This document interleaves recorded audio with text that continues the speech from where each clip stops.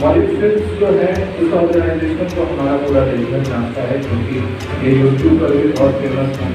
इनके बहुत सारे डॉक्यूमेंट्री हम लोगों ने देखी हैं और इनके सचिव भी हमारे साथ हैं। मदरसा स्कूल जो है वो एक सोशल ऑर्गेनाइजेशन की तरह काम करता है। ऑटिस्टिक बच्चों के लिए अलग प्रावधान है इस स्कूल में।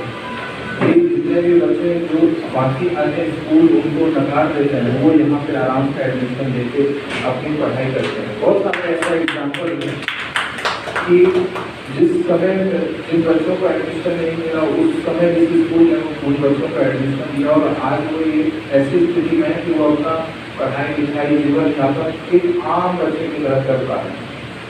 तो इसी चीज़ को और जानना है कि ऑटिज्म को के लिए हम लोग क्या करें, तो उसी के लिए ये कार्यक्रम है। एक एक करके हम लोग सारे पर्सपेक्टिव को जानेंगे कि ऑटिज्म क्या है, उसको डिफाइन कैसे करें, जो बच्चे ऑटिस्टिक हैं उनके लिए हम लोग क्या कर सकते हैं, ठीक है। और स्पेशलिस्ट बता रहे हैं कि ऑटिस्टिक लक्षण हो सकता है। एक्चुअली डायग्नोज हम लोग 3 साल के बाद ही करते हैं, कंफर्म डायग्नोसिस, लेकिन 2 साल तक हमें लक्षण काफ़ी हद तक दिखने लगता है।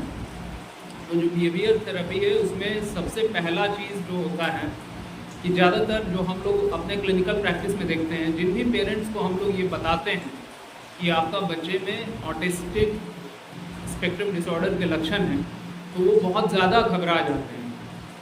या तो घबरा जाते हैं या फिर अपने आप को दोषी मानने लगते हैं कि शायद मेरे में कुछ कमी रह गया है, मेरे पालन पोषण में कोई कमी रह गया है, या मेरा किस्मत ही ख़राब है जो मेरा बच्चा ऐसा हो गया है।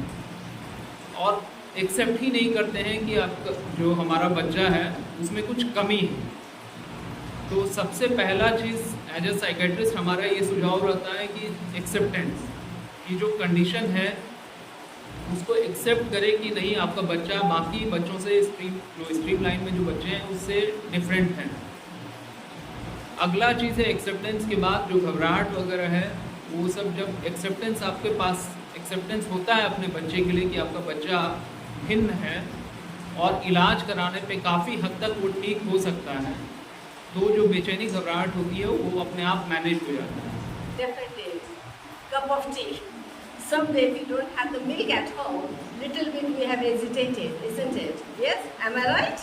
Yeah, we hesitated because it's our daily routine. But those kind of things doesn't affect that much. But for the child, it affects them a lot. So they can't take those kind of sudden change. So we have, as a parents, as a teacher, as a society as well, we just need to look at them like, we can help them without not changing lots of things.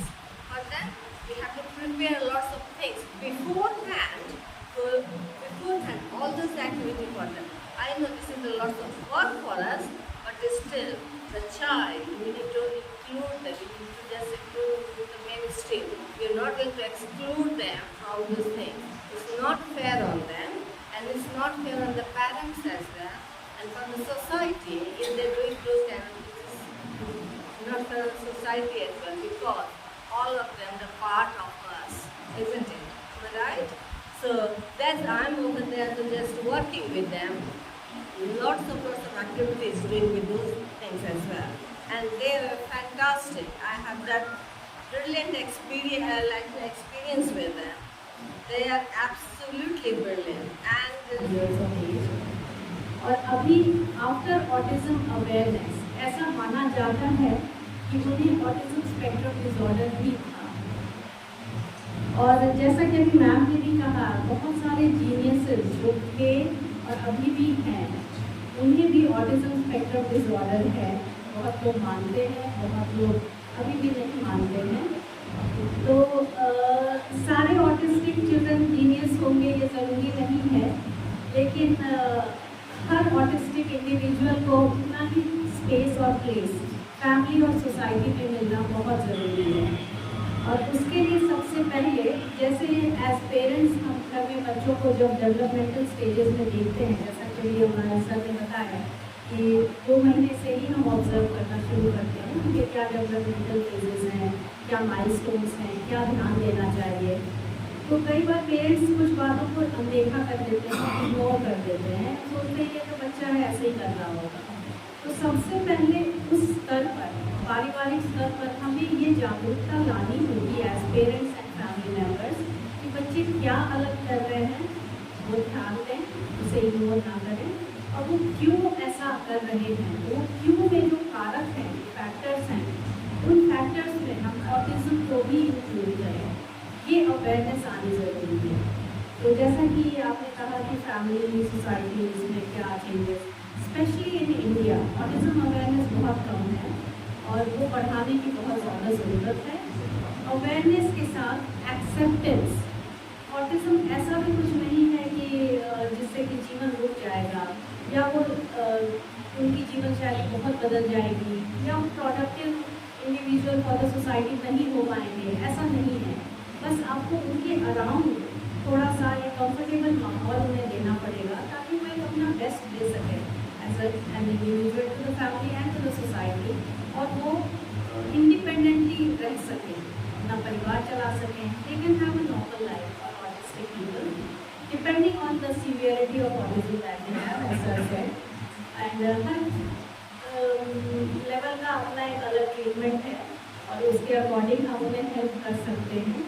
और मेरी किताब की शुरुआत जो है वो यहाँ mother's touch से ही इंस्पायर होकर हुई, और मेरी जो पुस्तक लिखने का क्रम है वो बस कुछ महीनों का है जिसके दौरान मैंने रिसर्च किया, तो उसे मैं इन एक्सपर्ट्स के सालों की मेहनत से कंपेयर तो नहीं कर सकती हूँ। बट हाँ, मुझे ये मौका मिला क्योंकि लास्ट ईयर जब मैं आई थी तो मैंने देखा मदर्स टच और मॉलिक फिल्म्स ने ही एक प्रोग्राम ऑर्गेनाइज किया था, और मुझे पता चला कि उस वक्त जब इंडिया में और स्पेशली झारखंड और इधर जो इतना अवेयरनेस नहीं है इस बात को लेकर, तब एक मैम अपने प्ले स्कूल में अगर एक बच्चे को ऑटिस्टिक पहचानती हैं कि वो ऑटिस्टिक है और उसे एक स्थान देती हैं अपने इंस्टीट्यूट में, इस बात ने मुझे प्रेरित किया कि मैं इस पर अपना योगदान दूँ, जो साहित्य के माध्यम से मैं कर सकती हूँ as a responsible individual of society. तो मुझे वो प्रेरणा यहाँ से मिली और इसके लिए आनंद और मदर्स टच उसको मैं थैंक यू बोलती हूँ। और आज इन सब के साथ इतना कुछ सीखने समझने को मिला तो शायद मेरी पुस्तक में मुझे और कुछ पॉइंट्स मिलेंगे, मुझे हेल्पफुल होगा। और इंडिया में जैसा मैम ने भी कहा, देवघर जैसी जगह में अगर इतना एक तो पुलिस स्पेस है, इतना पायस है और बाबा की नगरी है, तो यहाँ से ही शुरुआत हो तो बहुत अच्छा है, वो बात बहुत दूर तक जाएगी। और ऑटिज्म को एक्सेप्ट करना, उसके प्रति अवेयरनेस बढ़ाना और उससे कैसे उसके अराउंड हमें कैसे जीना है, क्योंकि more than treating autistic children, it's becoming autistic parents and autistic society who is aware and ready to accept such people and give them equal opportunities in all respect of life, वो ज़रूरी है। और हमारी कोशिश है कि हम किसी न किसी माध्यम से ये बात लोगों तक पहुंचाते रहें कि ऑटिज्म, मुझे लगता है हर इंडिविजुअल में मोस्टली होगा, and sorry you can correct me, it's just that when it comes to a certain level where it starts creating problem, और तब हेल्प की ज़रूरत है।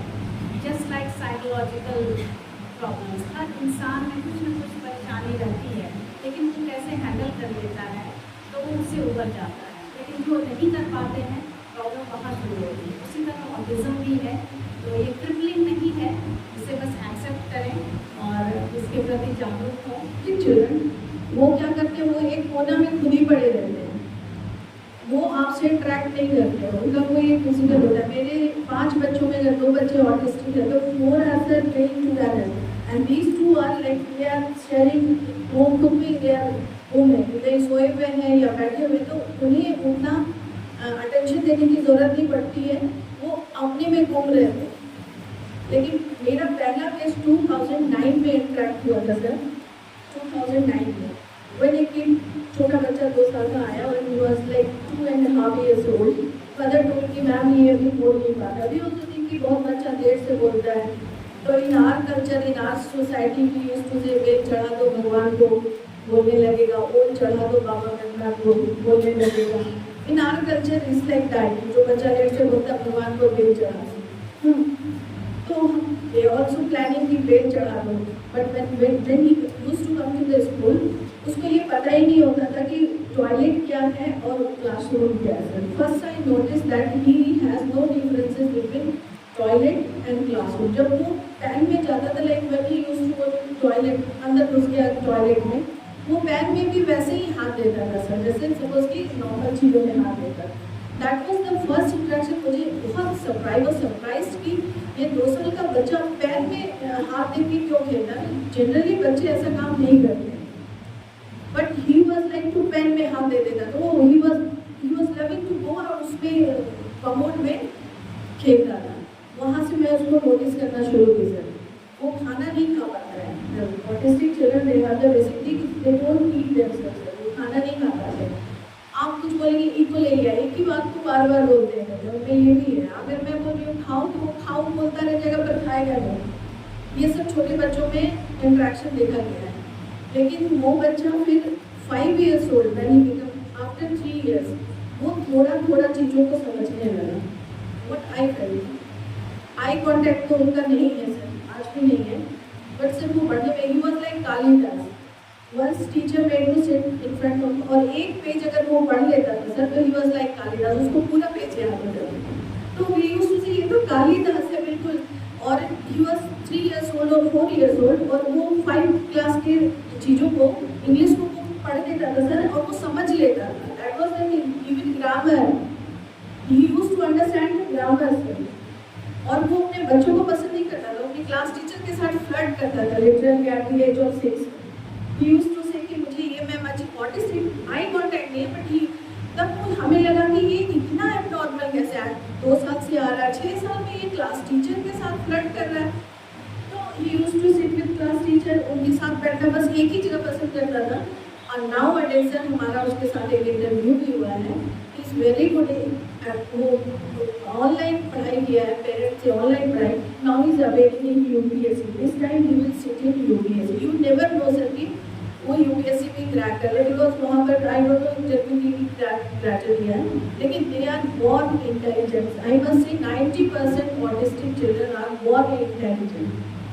वो और उसमें जो एक बड़ा फैक्टर है दैट इज कि वो नेगेटिविटी में नहीं जाते सर। कोई भी ऑटिस्टिक बच्चे क्रिमिनल नहीं होंगे, आई कैन एश्योर यू 100%। वो जब भी कुछ करते हैं बहुत ही पॉजिटिव करते हैं, अदरवाइज मीडियम, बट वो कभी क्राइम माइंड में नहीं मिले मुझे अब तक के एक्सपीरियंस में। That is the best part of autistic. Your child is autistic, you can assure कि वो कभी भी कोई गलत काम नहीं करेगा। आज के समय में ये बहुत बड़ा चैलेंज है कि आपके सामने एक शुद्ध आदमी आपको मिल रहा है। तो दीज आर द एक्सपीरियंस।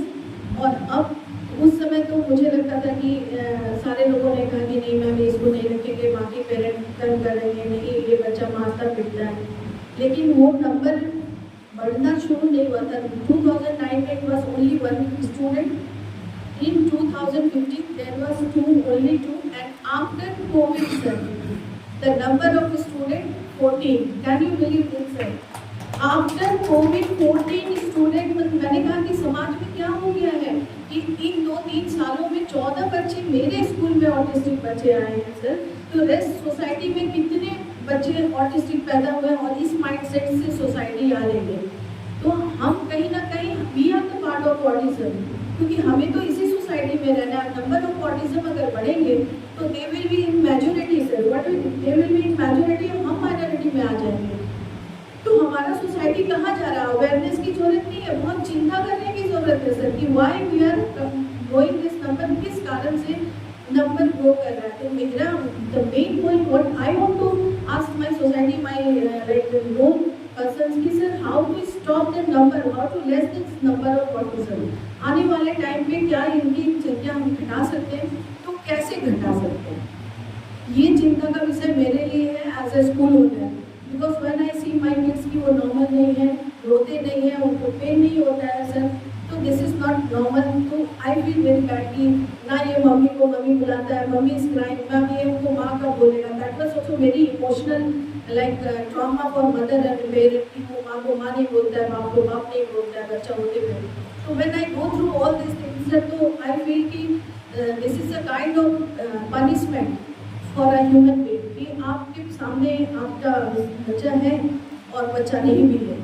तो मुझे लगता है कि ये हम सभी लोगों को सब मिलकर सोचने की बात है कि क्यों हमारा समाज ऐसा हो रहा है, हमारे आने वाले जो जनरेशन है why they are coming like this. तो हमें सर देखिए पहले उनको क्या बोलेंगे, वो तो कुछ नहीं है, नॉन लिविंग थिंग, फिर भी आवाज़ कर रहे हैं।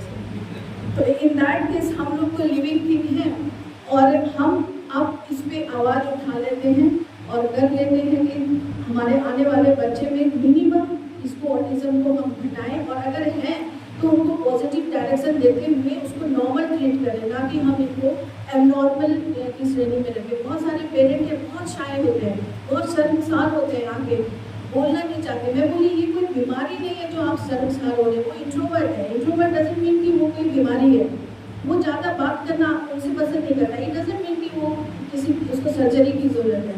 तो इन दैट केस हम पेरेंट और हम सारे अपने सोसाइटी इंटेलेक्चुअल से कहना चाहेंगे और आने वाले हमारे जो सरकार हैं, एक हमारे सरकार प्रतिनिधि भी हमारे साथ बैठे हुए हैं, तो मैं उनसे भी आग्रह करूँगी कि आने वाले समय में सरकार भी ऐसी कोई योजना के साथ आए कि हमारे समाज में इनको एक अलग से स्थान दी जाए और उनके इंटेलेक्ट को यूज़ किया जाए, ना कि उसको वेस्ट किया जाए। हमारे पास जो रिसोर्सेज आ रहे हैं वी शुड यूज़ उसको, टैलेंट को बहुत अच्छे से यूज़ कर लें, वही हमारा इंटेलेक्चुअल कहना होगा।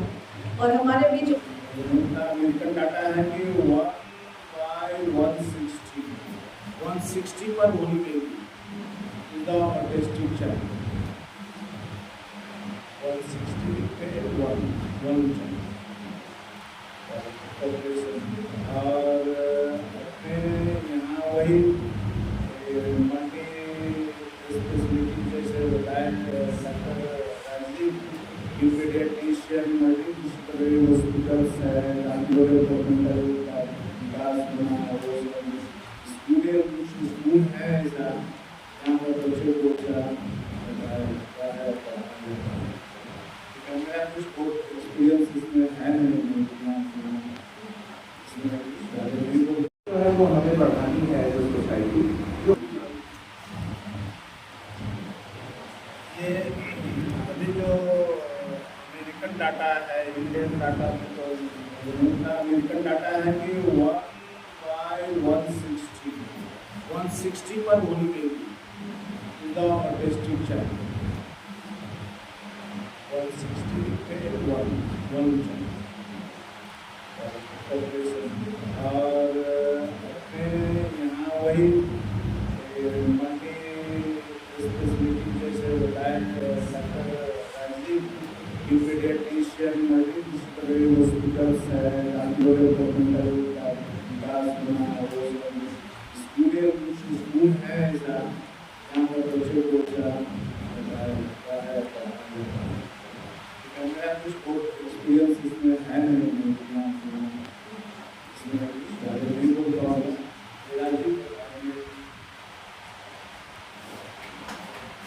जैसे अनुपात के बारे में बताया वो 1% के लगभग रहता है। कहने का मतलब हर 100 में से 1 होते हैं, जैसे अमेरिकन डेटा है 160 का। और पोस्ट कोविड जैसा मैम ने भी हाईलाइट किया था कि पोस्ट कोविड सामाजिक परिस्थिति की वजह से जो सोशल इंटरैक्शन कम होने की वजह से ये काफ़ी ज़्यादा अभी फिलहाल पिछले 2-3 सालों में देखा गया है कि ऑटिज्म का रेट काफ़ी बढ़ा है रेट। इसके अलावा जो इलाज की सुविधाएं बताएं तो इलाज बेसिकली ये मल्टी डिसिप्लिनरी अप्रोच है और ये मानना कि ये बिल्कुल ही किसी प्रकार का विकार नहीं है, ये अपने आप में बहुत बड़ी गलती है।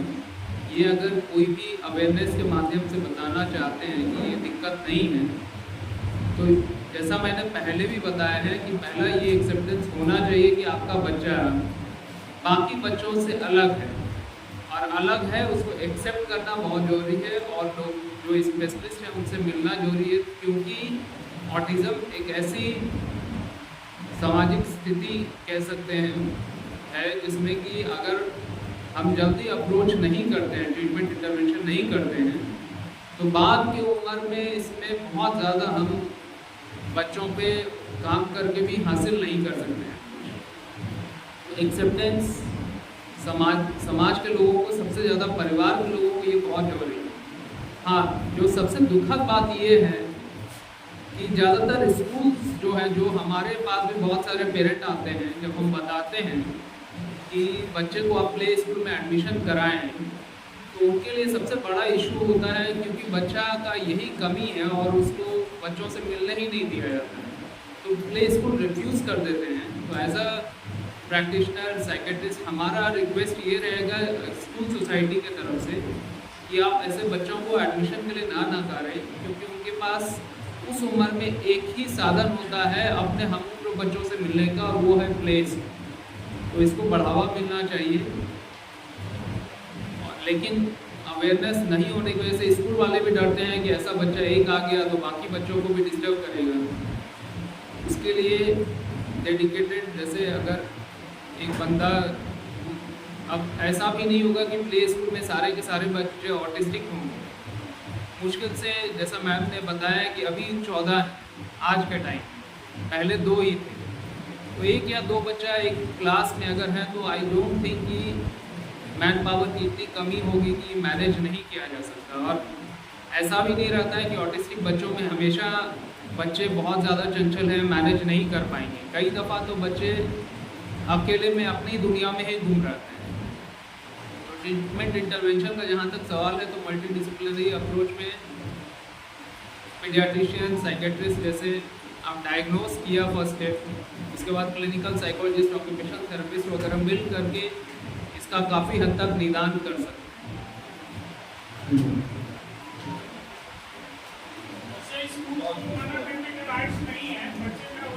टीचर को पता नहीं है, तो टीचर नहीं है, स्पेसिफिक होना चाहिए, जैसे चाइल्ड स्पेसिफिक। हाँ, तो टीचर ऑटिज्म स्पेसिफिक टीचर है या नहीं? Exactly, you are absolutely right sir. And मैं बताती हूँ, हमारे यहाँ जहाँ पे मैं काम करती हूँ, हमारे पास वो SEN बच्चे हैं, स्पेशल एजुकेशन नीड।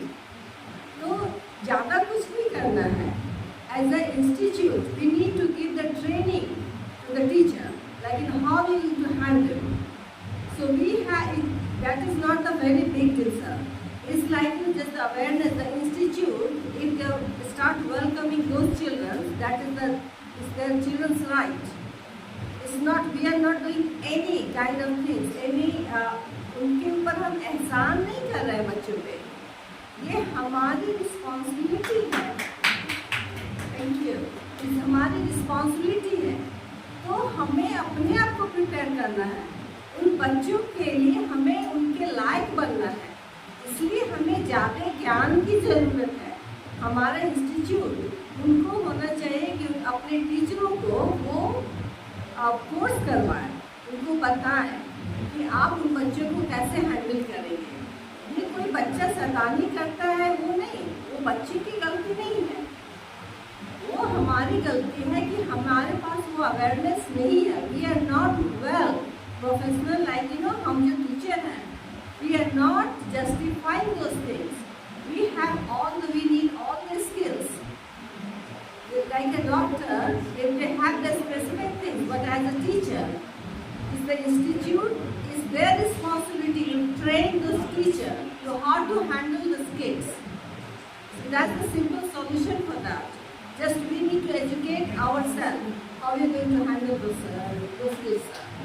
अगर स्कूल इसका प्रॉपर ध्यान नहीं